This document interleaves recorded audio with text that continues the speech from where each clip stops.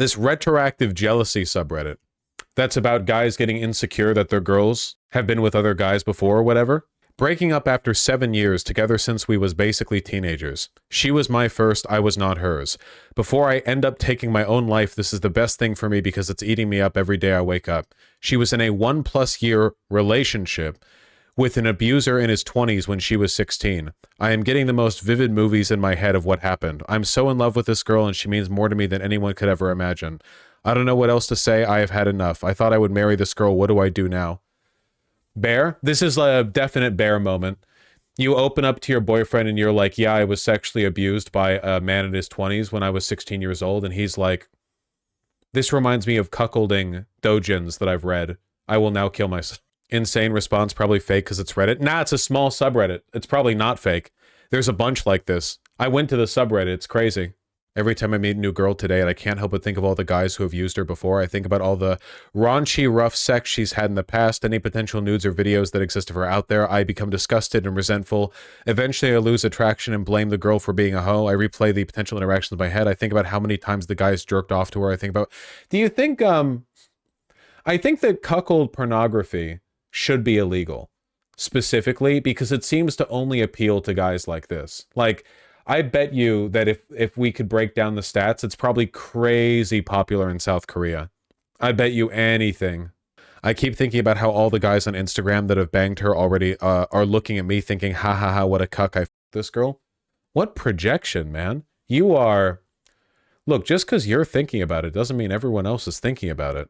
Like, you're putting this forward here.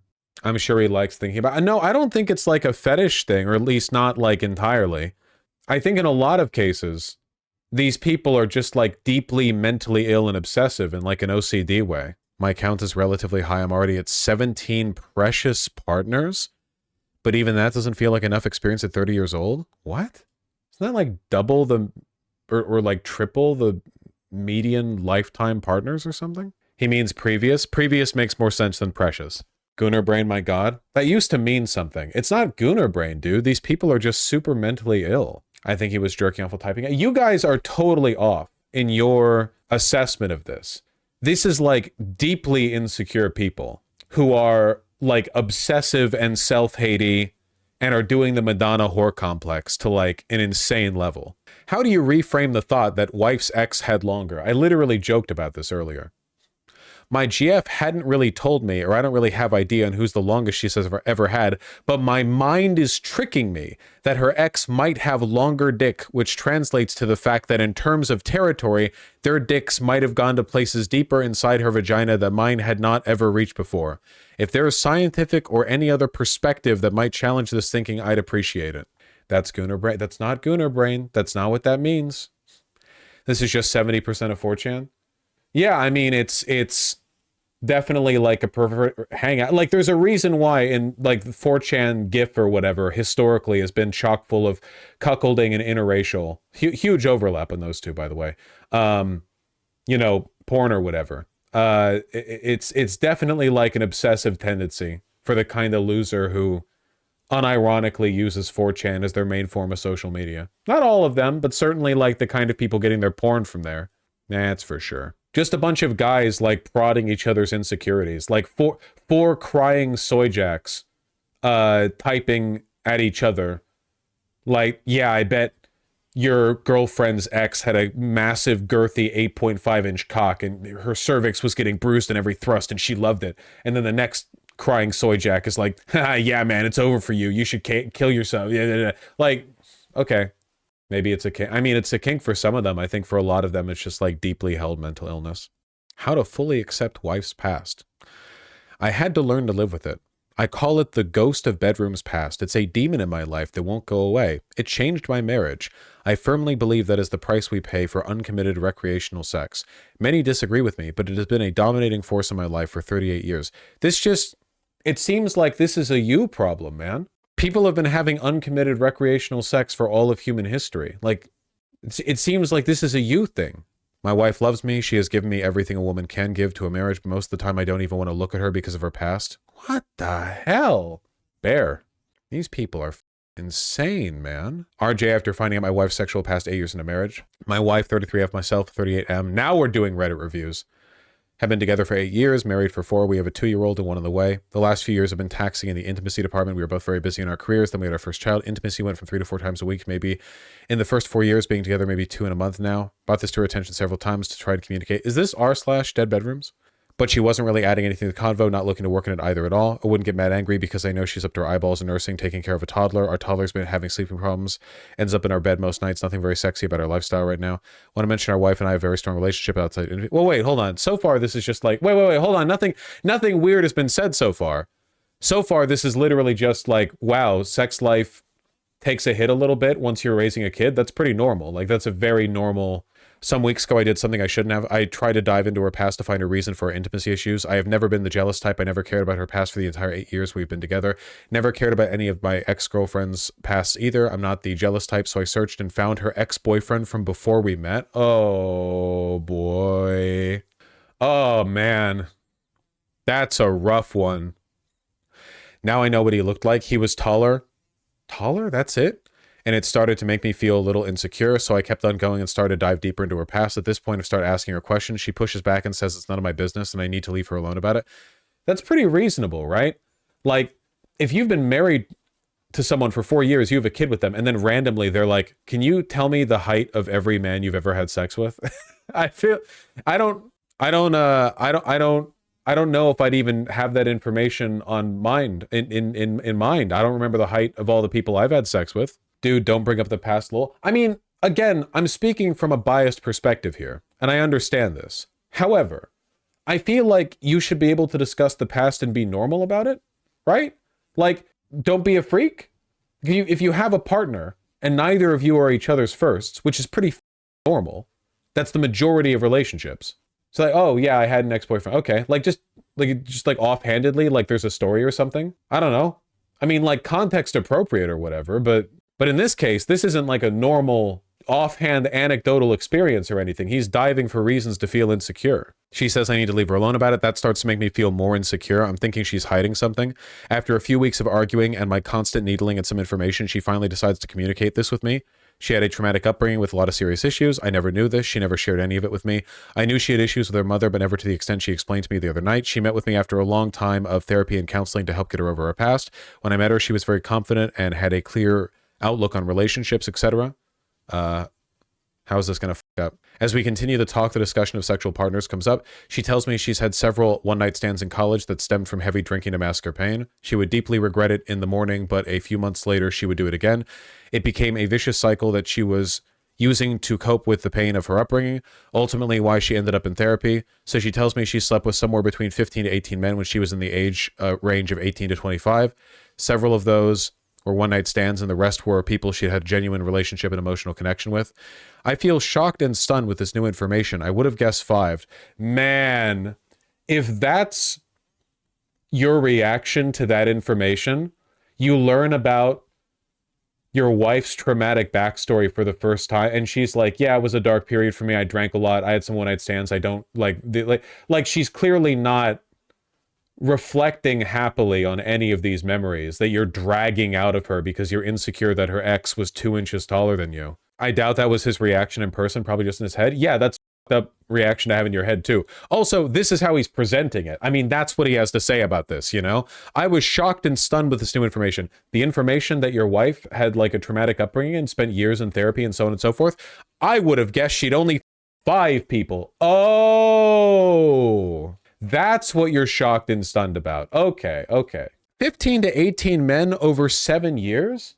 That's like a little over 2 people per year. I know, I'm biased, blah, blah, blah. I get it. But like, you're in college, you're hard drinking, you're like covering up trauma shit. I mean, it's like the important part isn't the number of people, but even if it was, the fact that he's taking away from this, like some degree of shock I don't know. Yeah, 5 would have been fine. It's the 6th that made her a whore.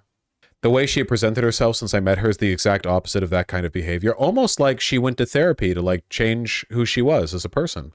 I don't want to make her feel worse, but I'm sick to my stomach over this. She went on to say another thing with the intention of making me feel good, but it made me feel worse. She said that I'm her number one in every single category.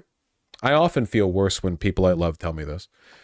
That when she met every other guy she was with, that when she met me, every guy she was with turned into dust. But she said that she's had taller, more muscular, bigger packages, but better than, it's the classic. Dick size is basically a dice roll, right? So if they've been with one person before, there's a 50% chance that they're bigger than you. And that with every additional person they've been with before, like that adds, that's like a 2 to the power of n. Yeah, she definitely told him this. Well, my guess is how it actually happened is she opened up about her traumatic backstory, and he was like, 15 to 18 men, did any of them have bigger penis than me? And she's like, honey, it's not about that. I love you. And he's like, were any of them taller than me? She's like, well, I mean, yeah, I guess. I'm saying he prompted the information. There's no way she unprompted would be like, don't worry, honey, even though you're smaller, shorter, less muscular, etc. than these guys, I still love you the most. We already know he pries, but I'm better than all of them by a landslide. I understand the notion, but she went a little far and now I can't push those thoughts out. How do I get over this? I love her so much and I'm genuinely happy in this marriage. You are suffering from a set of expectations you have about what it means to be a man that are clinically insane. And a lot of men suffer from them. It's not just you. But you are like, you are one of many men who has like an insanely like built up, you have like a backlog of weird unaddressed expectations that don't make any sense and aren't like reasonable to begin with. And like, you need a therapist. She went to a therapist and it seemed to like make a real difference in her life. You need to go to a therapist. Undiagnosed anxiety. Yeah. I mean, this is like that one post where the guy calculated how many miles of dick his girlfriend took. What about like volume? You know, like displaced volume in a liquid. These kinds of things make me want to push for a porn ban. I'm sorry to tell you, I've got really bad news for you. A porn ban would make this worse. The limited data we have indicates that, generally speaking, the legalization of porn tends to correspond with socially liberal attitudes towards women. Obviously, like the type of porn or whatever, like getting into nitty gritty, there's tons of stuff to criticize about the porn industry. There's a reason why porn is banned in like only the most conservative countries. The intimacy is being worked on now through her own doctor. Through her own doctor? How would a doctor... I don't know. We're also working on setting aside some private time for us, but with this new information, it's making me think of past guys rolling through Mind movies. This is what I mean, man. Like, even if you're really conservative about women's roles in society, you have to agree this is like Psycho, right? It's not even a gender thing. If I had a girlfriend, or like I got a new girlfriend or whatever, I guess, because I currently have a partner. Let's say I horrendously dump my current partner in a horrific fanfare of abuse that, mutual, it's messy, it gets turned into a big drama eruption, and then I get a girlfriend. There we go, I've established the context. But like, I get a new girlfriend and I'm 30 and she's like, well, have you ever been with anyone who has bigger tits than me? And I'm like, I mean, you're a C cup, so yeah. Like a few, but I love you. And then I move on. And then she develops a complex where she's running through Mind movies. And she's like playing in her head over and over and over again, like me squishing huge tit. Like, and she freaks out over it. And she's like, I love this man, but I don't know if I can. Imagine if this happened to your wife of 4 years and you have a kid with her.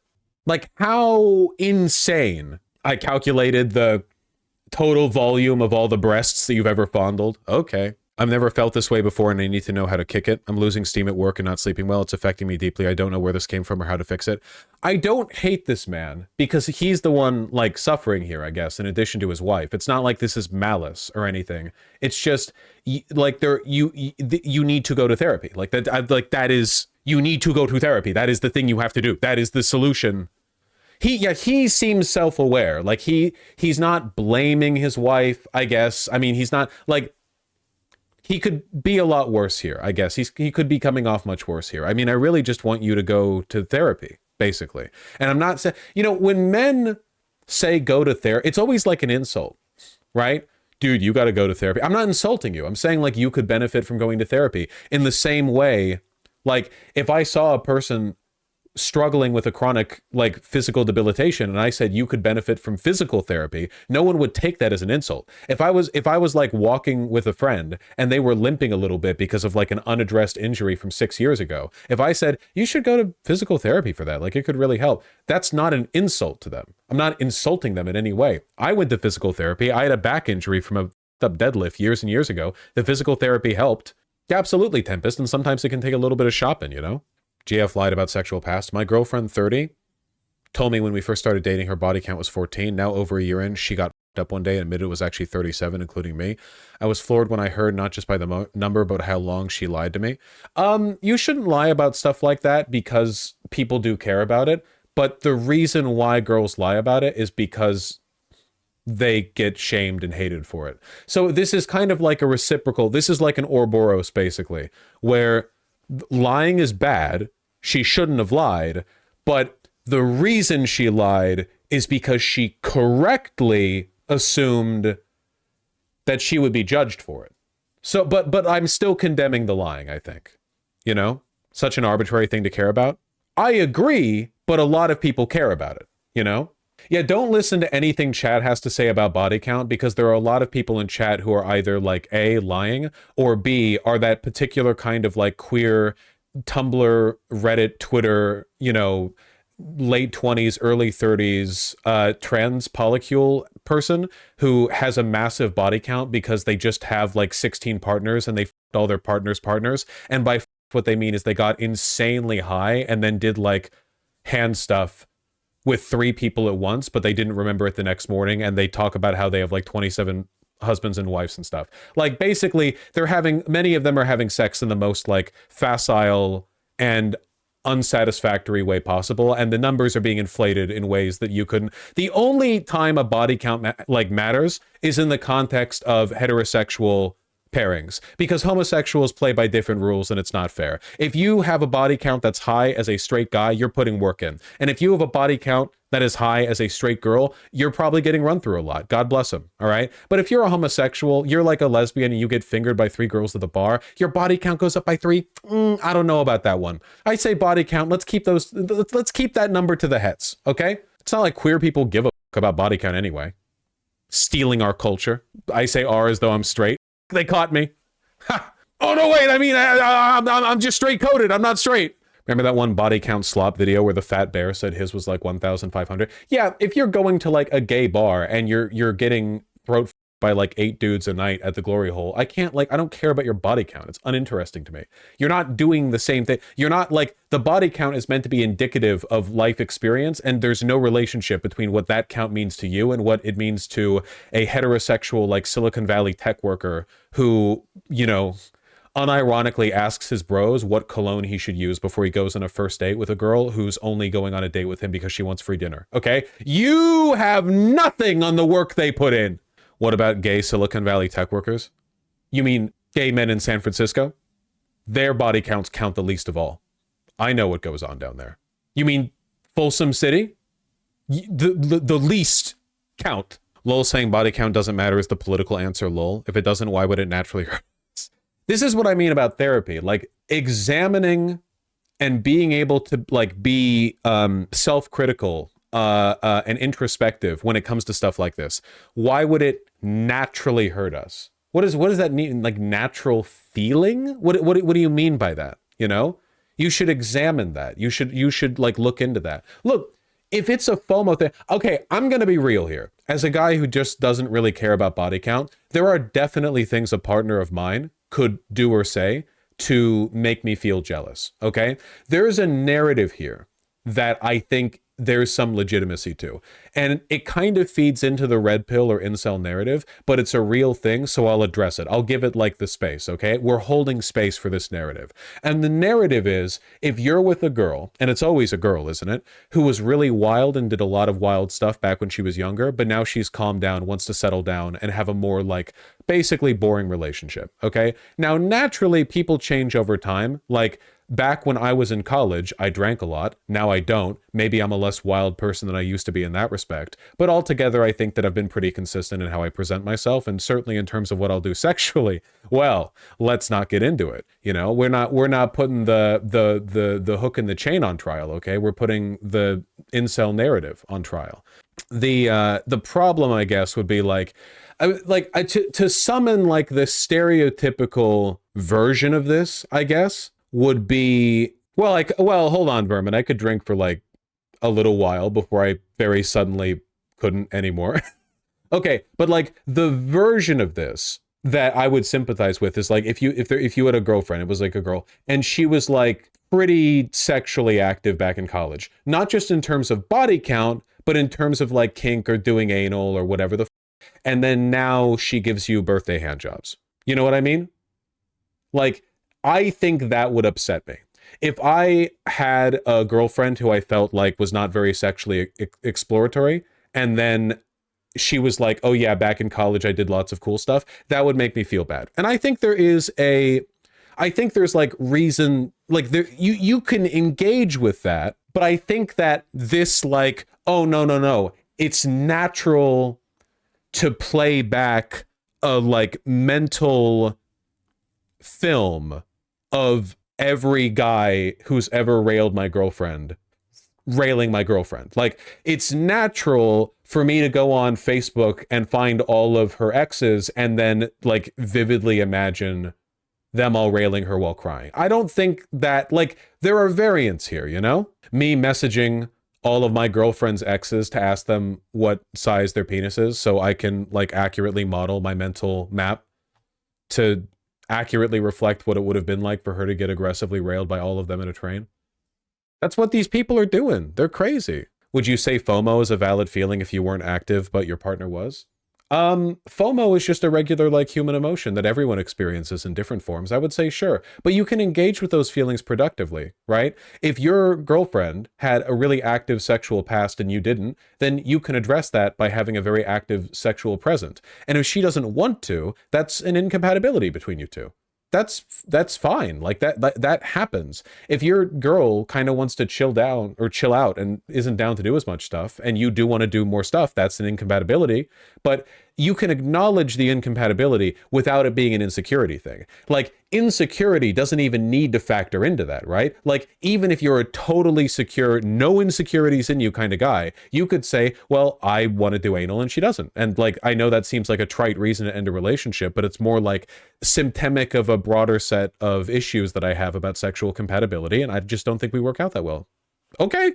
I mean, I think that's a pretty normal adult. I mean, ideally you wouldn't like end a relationship with your wife of 4 years when you have a child together because she won't do anal. Like, ideally, if you're going to end a relationship over a incompatibility like that, you would do it sometime before having a child. But it's why you got to talk about this stuff.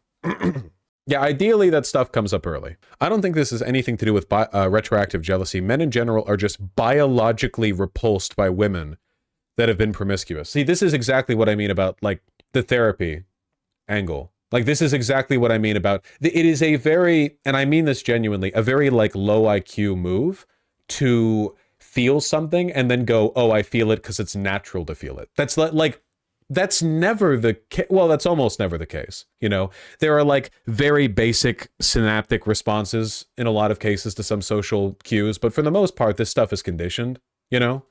Evo Psych and its consequences. Well, it's the reason why Evo Psych has always been like dude bro fascism, right? Apart from it having like basically no legitimacy in actual human psychological research, because people just use it to post hoc justify like anything, you know? They'll just be like, oh, I feel a way. Well, it's because of evolution.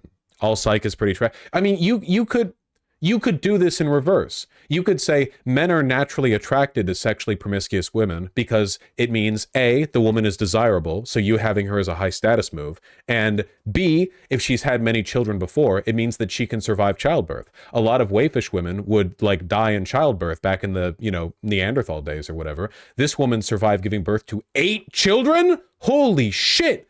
What a goddamn prima donna. What a catch. Like, you could do that easily.